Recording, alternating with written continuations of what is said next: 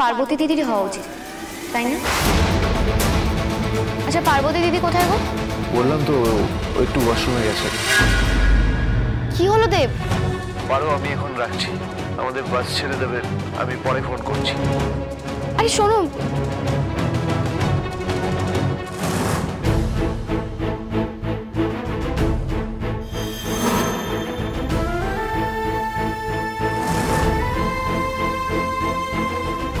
বাহ, বেশ ভালোই তো সাজগোজ করেছো দেখছি, সিঁদুর পরেছো, কিন্তু পার্বতী তোমার সাজে তো খামতি থেকে গেল।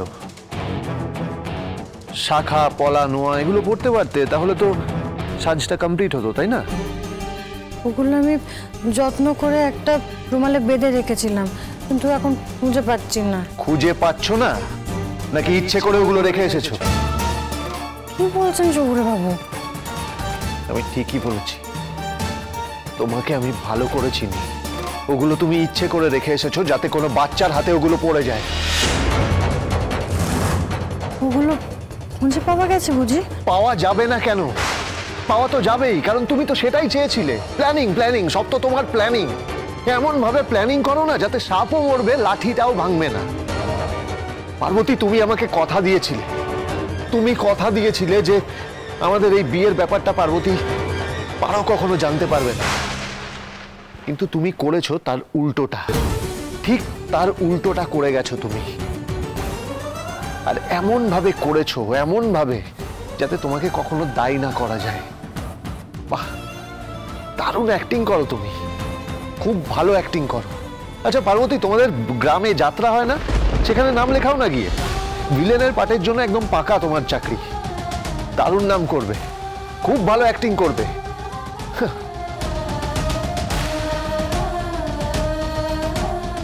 আমার শাখা পলা নোয়াগুলো কি বোন?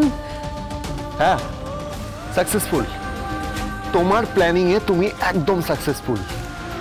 তোমার শাখা পলা নোয়া সব পারুর হাতে পৌঁছে গেছে।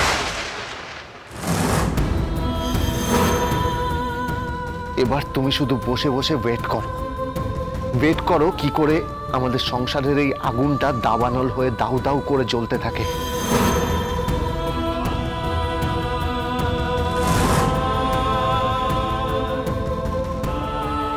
একটা কথা ভেবে আমি রিলিভ ছিলাম যে এবার তোমার আর আমার রাস্তা আলাদা হচ্ছে। তুমি তোমার রাস্তায় চলে যাবে, আমি আমার রাস্তায়, আর আমি একটা নতুন করে জীবন শুরু করব পারোকে নিয়ে। তাহলে কেন এখনো আমাকে টর্চার করছো পার্বতী? সব সময় তুমি কেন আমাকে টর্চার করো? তোমার এই সাজটাই, এই পোশাকটা জানো আমাকে কিভাবে মানসিকভাবে টর্চার করছে? আর আমার জন্য কি খুব সুখের? এই শীতের সিঁদুর, এই সধবার সাজ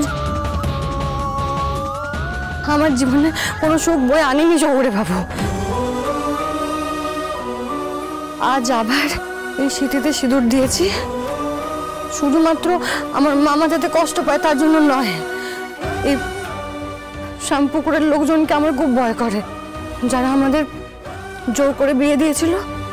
তারা যদি দেখে যে আমার শীতেতে সিঁদুর নেই, আমার সধবার সাজ নেই, তারা 1000টা করে ফেরত চাইবে, আর তারপর আবার আপনি অশান্তিতে পড়বেন। তাই জন্য বাধ্য হয়ে নতুন করে আবার এই সধবার সাজে সাজতে হয়েছে আমাকে।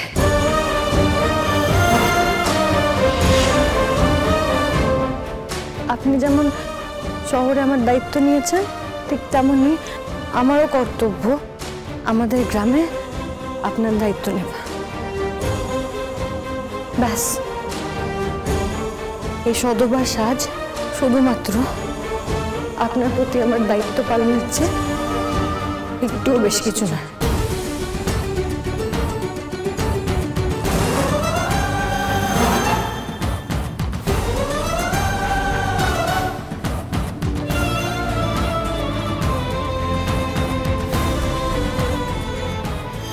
পার্বতী, আমি পারোকে ভালোবাসি। তুমি আমার দায়িত্ব, শুধুমাত্র দায়িত্ব।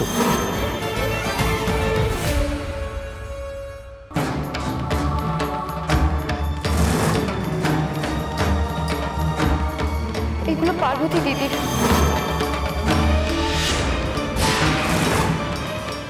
তোমরা ভীষণ অবাক হয়ে গেছো তাই না? আসলে এটা দেখার পর না আমিও অবাক হয়ে গিয়েছিলাম। ভেবেছি পার্বতী দিদির মনে হয় বিয়ে হয়ে গেছে, কিন্তু আমাদের কাউকে জানায়নি। তারপর ভাবলাম পার্বতী দিদির মা হয়তো এগুলো কিনে রেখেছিল, শহরে এসে পার্বতী দিদির সঙ্গে কোনো ভালো ছেলে বিয়ে দেবে সেটা ভেবেই হয়তো কিনে রেখেছিল। যাক বাবা, পারো সত্যিটা জানতে পারেনি। পারো, ও পারো, একবার আসবি মা।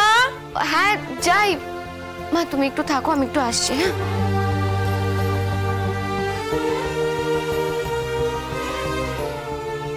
আমি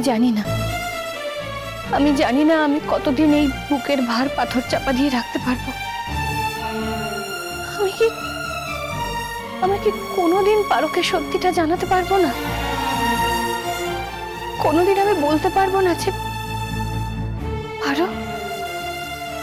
পার্বতী তোর দিদি হয়, তোরা তো দুই বোন।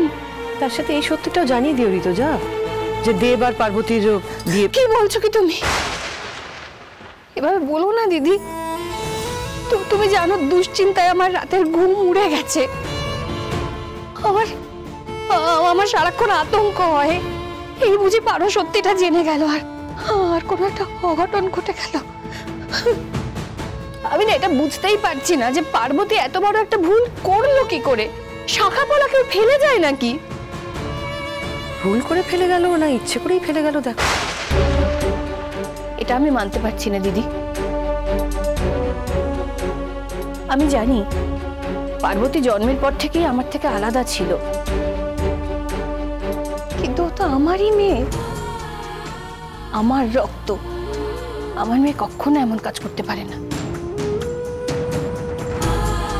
দেখনি পার্বতী কিভাবে পারোকে আগলে আগলে রাখে। ও পারোর জন্য কত কিছু করে বলো তো। আমি জানি পার্বতী পারোর জন্য নিজের জীবনটাও দিতে পারে। নিজের বোনের হাতে নিজের স্বামীকে তুলে দেওয়ার চেয়ে নিজের প্রাণটা ছেড়ে দেওয়া বোধহয় অনেক সহজ ঋতুজা। তুমি বা আমি কেউ পারবো আমাদের স্বামীকে অন্য কারোর হাতে তুলে দিতে?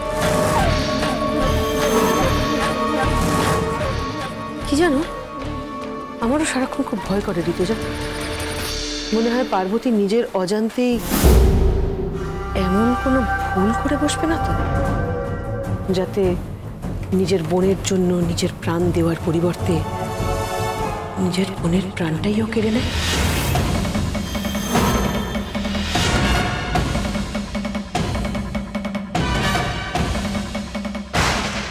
আমার কি মনে হয় জানো, পার্বতী যদি সত্যি ওর বোনকে এতটাই ভালোবাসে, তাহলে ওর শ্যামপুকুরে থেকে যাওয়াই উচিত। নিজের বোনকে ভালো রাখার জন্য, সুখী দেখার জন্য ওর কিন্তু আর এখানে ফিরে আসাটা ঠিক হবে না। কি বলো? আমিও তাই চাই দিদি। পার্বতী যেন শ্যামপুকুর থেকে আর ফিরে না আসে।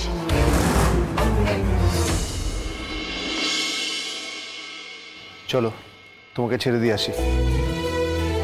কেন? কেন মানে? এত রাতে কি আমি তোমাকে একা একা ছেড়ে দেবো নাকি? এই শ্যামপুকুরের গাছপালা, আকাশ, বাতাস, পশু পাখি, এরা সবাই আমার সঙ্গী। এখানে আমি একা নই, আমি চলে যেতে পারবো। সে আমি জানি তুমি অনেক কিছুই পারবে, কিন্তু আমার ডিউটিটুকু আমি করব। চলো, চলে এসো। তুমি আশেপাশে থাকলে